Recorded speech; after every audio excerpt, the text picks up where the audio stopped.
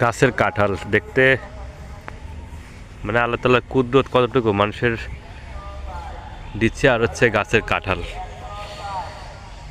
মানে কি বলবো আর কি, যেভাবে কাঁঠাল ধরছে গাছে আসলে অতুলনীয়। প্রত্যেকটা মনে হচ্ছে যেন আম ধরছে, থুপায় থুপায় ধরার মতো আর কি কাহিনি।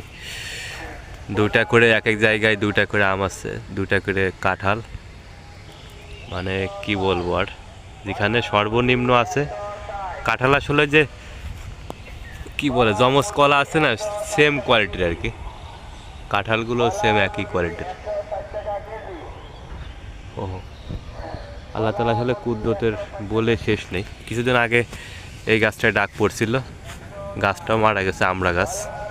আর সেই জায়গায় এই কাঁঠালগুলো এখনও বেঁচে আছে, দেখতেও আসলে খুবই চমৎকার এবং